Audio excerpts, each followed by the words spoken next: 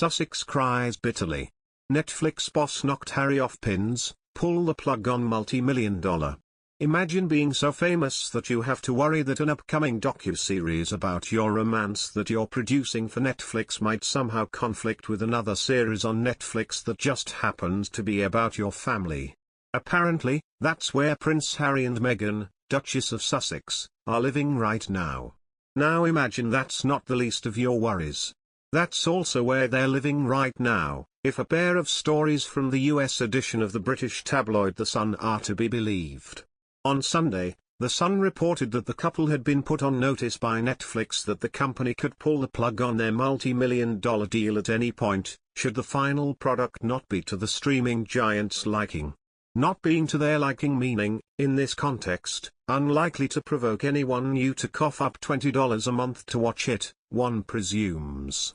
Apparently, the issue came up because of the possible conflict with The Crown, a Netflix historical drama revolving around the life of Queen Elizabeth II that has received such stellar reviews that I refuse to watch a single minute of it. The Crown is, of course, only based on actual events. It takes some dramatic license and makes no claim to be pure documentary. But that puts Harry and Meghan in something of a pickle. They want final editing rights because they may need to censor what they've said about the show, particularly since their docuseries is slated for release only weeks after the fifth season of The Crown comes out, according to The Sun. Meghan and Harry have an interest in having a portrayal where they are philanthropic, said author Richard Fitzwilliams, whom The Sun described as a royal expert. And there's nothing philanthropic about too much kiss and tell. Especially with the passing of the Queen. They would be worried about their public perception. In America the Queen was enormously respected and they know that. The question is, public perception is very important to them, Fitzwilliams explained. They are very highly thought of in a lot of circles. I suppose so, but Netflix isn't necessarily one of those circles. Meghan has already seen one pet project canned by Netflix this year, The Sun reported. Netflix struck a deal with the promise of exclusive insight into the lives and outlook of the Sussexes, which they felt would be a ratings success, an unnamed Los Angeles-based consultant with ties to Netflix told The Sun.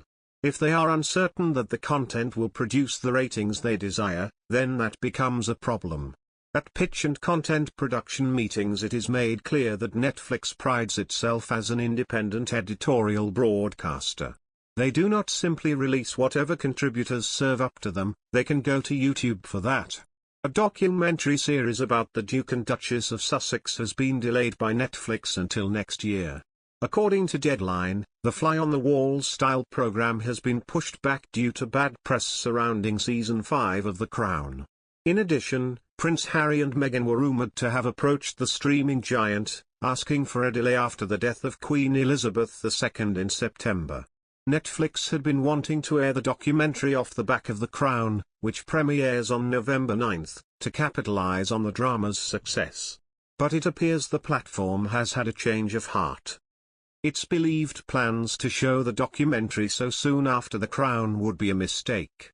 They're rattled at Netflix, and they blinked first and decided to postpone the documentary, a source told Deadline. The fifth season of the hit drama is facing increasing criticism over its dramatization of the royal family, with plotlines verging far from fact and into pure fantasy. Many critics have called the show's return so soon after the death of the Queen insensitive and distasteful, while many of the imagined conversations featured have angered those still alive. Just days ago, former British Prime Minister Sir John Major said made-up conversations between him and the late Queen were damaging and malicious fiction. The Queen Mother's official biographer labelled the show odious and deliberately hurtful. Labelled the show odious.